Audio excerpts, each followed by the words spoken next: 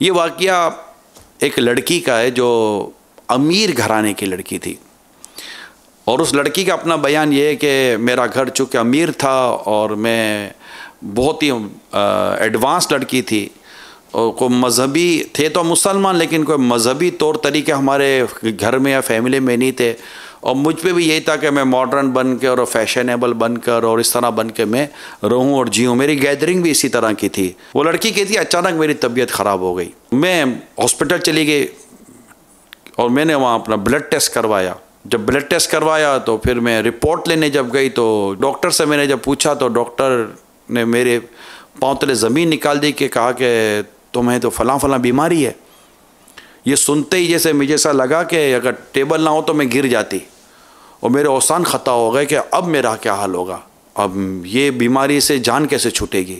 इस हालत में उसको अपने रब की भरपूर याद आई, बहुत रोई, अपने रब से बहुत माफ़ी मांगी, खूब इस्तिग़फ़ार किए और अपने आप से गोया कहने लगी कि आज के बाद मैं अपने रब की नाफरमानी नहीं करूँगी। अब जो उसको ये था कि बस मेरे से ब्लैक वारंट इशू हो गया कि अब जो होना है मेरे साथ होना है, अब मेरी बकियत हमारी ज़िंदगी जितनी सांसें मैं अपने रब की इबादत में गुजारूँगी।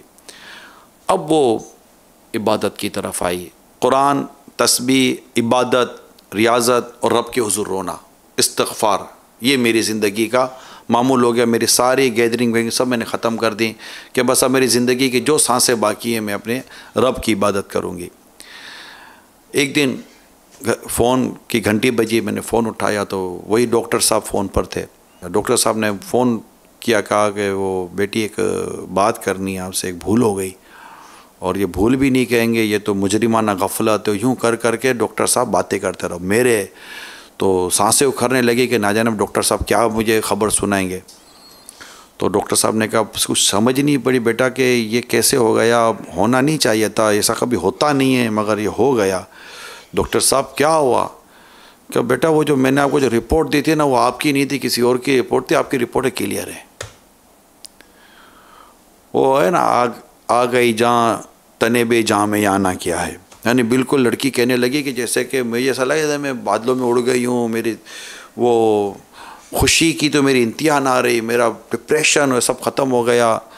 और मैंने फिर फ़ोन बंद हुआ तो मैंने अपने आप से नीयत की कि इस खबर, गलत खबर की वजह से जो सही रास्ता मुझे मिला, तो आज खबर जब दुरुस्त मुझे मिली है तो मैं इस सही रास्ते को कभी नहीं छोड़ूंगी और मैं ज़िंदगी भर इसी रास्ते पर चलती रहूँगी।